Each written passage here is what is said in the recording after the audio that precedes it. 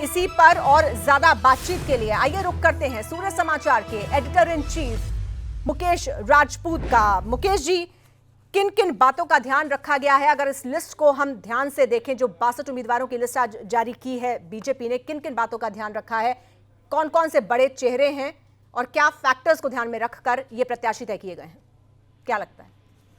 देखिए, जैसा कि आपने शुरुआत की तो पहला नाम तो जयराम ठाकुर का है, जो इस वक्त मुख्यमंत्री हैं हिमाचल प्रदेश के। और लगातार पिछले 2 दिनों से दिल्ली के हरियाणा भवन में बैठक चल रही थी, जिसमें प्रदेश के मुख्यमंत्री हों या केंद्रीय सूचना मंत्री अनुराग ठाकुर हों, तो सभी बैठ के गहन चर्चा कर रहे थे। और इसमें जो सबसे बड़ी बात है कि पूर्व मुख्यमंत्री प्रोफेसर प्रेम कुमार धूमल को इस बार टिकट नहीं दिया गया है, जिसकी 2 वजह सामने आई है। एक तो जो एज फैक्टर है भारतीय जनता पार्टी में, उसके मुताबिक, और दूसरा जो परिवारवाद की राजनीति है उससे बचने के लिए, क्योंकि अनुराग ठाकुर प्रोफेसर प्रेम कुमार धूमल के ही बेटे हैं और इस वक्त केंद्र में सूचना प्रसारण मंत्री हैं, खेल मंत्री हैं, तो इसके चलते उनका टिकट काट दिया गया है।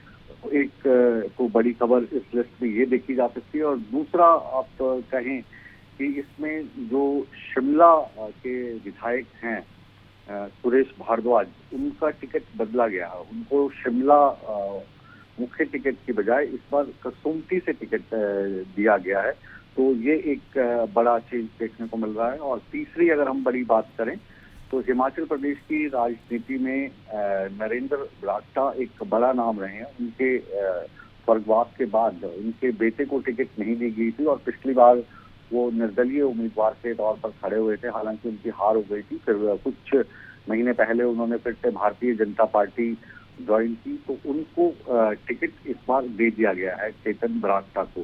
तो ये 3 मुख्य नाम आप कह सकते हैं जो इस लिस्ट में सामने आए हैं, जिसको खबर के लिहाज से आप देख सकते हैं। और बाकी जो पुराने लोग हैं उसमें डॉक्टर राजीव बिंदल हों, उनको टिकट दिया गया है नाहन से। और गोविंद राम शर्मा जो इस वक्त मिनिस्टर हैं कुल्लू से ये आते हैं, इनको भी टिकट दिया गया है गोविंद ठाकुर को। और गोविंद राम शर्मा को हल्की से टिकट दिया गया है, तो ये संभावित नाम पहले से ही थे। और बिलासपुर से त्रिलोक बनियाल, इनका टिकट भी पक्का ही समझा जा रहा था, इनको टिकट मिला है। सतपाल सत्ती जो भारतीय जनता पार्टी हिमाचल प्रदेश के अध्यक्ष भी रहे हैं, उनको टिकट दिया गया है ऊना से।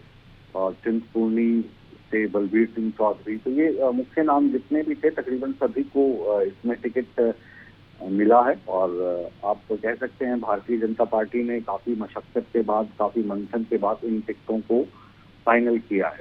बिल्कुल मुकेश जी, और सबसे पहले सूर्य समाचार इस लिस्ट को दिखा रहा है। जैसे ही भारतीय जनता पार्टी ने अपने 62 उम्मीदवारों की लिस्ट जारी की है, सबसे पहले हमारे दर्शक सूर्य समाचार पर इस लिस्ट को देख सकते हैं। लिस्ट अभी अभी अब से कुछ ही मिनटों पहले जारी हुई है, जो हम दिखा रहे हैं। ये बताइए मुकेश जी कि एंटी इनकम्बेंसी का फैक्टर हावी ना हो, क्या इस बात का ध्यान भी इस लिस्ट को देखते हुए लगता है कि रखा गया है? और किस किस के टिकट कट गए हैं जो दौड़ में आगे रहे थे नाम, धूमल के अलावा? देखिए, जहाँ तक एंटी इनकम्बेंसी का फैक्टर है तो हिमाचल प्रदेश का जो इतिहास है पिछले कई सालों से वो बदलाव रहा है। 5 साल के बाद हर एक सरकार को जो हिमाचल प्रदेश के नागरिक हैं, जो वोटर हैं, पलट देते हैं। लेकिन इस बार जो नारा वहाँ पे दिया गया है कि इस बार परंपरा को बदला जाएगा, रिवायत को तोड़ा जाएगा, जिसके लिए लगातार प्रधानमंत्री नरेंद्र मोदी हों या होम मिनिस्टर अमित शाह लगातार दौरे कर रहे हैं और इस लहर को वो जागृत करने की कोशिश कर रहे हैं कि जो रिवायत हिमाचल प्रदेश की है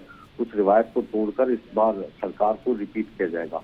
एक और सीट की अगर हम बात करें तो मंडी सीट जो बहुत महत्वपूर्ण है, उसमें अनिल शर्मा को टिकट दिया गया है। और अनिल शर्मा पंडित सुखराम के बेटे हैं और इनके परिवार को राजनीति का आप कहें कि हिमाचल में शहंशाह समझा जाता है तो गलत नहीं होगा। और जो पार्टी बदलना और समय के साथ पॉलिटिक्स को समझना इनकी खासियत रही है। जो इनके बेटे हैं वो भी राजनीति में हैं और वो कांग्रेस से चुनाव लड़े थे। और सुखराम जो है उनको तो आप भली भांति जानते हैं, हिमाचल की राजनीति का पर्याय रहे हैं। उन्होंने अपनी हिमाचल विकास पार्टी भी बनाई थी, जिसके चलते पहली बार भारतीय जनता पार्टी उनकी सपोर्ट से सत्ता में आई थी और जोगिंदर नगर से प्रकाश राणा को टिकट दिया गया है। ये सारी चीजें हैं और क्योंकि अभी जो लिस्ट अभी आई है तो इसको और अच्छे से इस पर मंथन करके जो बाकी आपके सवालात हैं उसका भी जवाब देने की कोशिश की जाएगी। रामलाल मार्कंडे जो लाहौल स्पीति जनजातीय इलाके से आते हैं उनको फिर से एक बार मौका दिया जा रहा है। त्रिलोक कपूर की मैंने बात की, वो पालमपुर से लड़ेंगे। धर्मशाला से राकेश चौधरी हैं, परवीन चौधरी शाहपुर से हैं। तो अधिकतर जो नाम हैं वो पुराने हैं। पवन काजल कांगड़ा से हैं।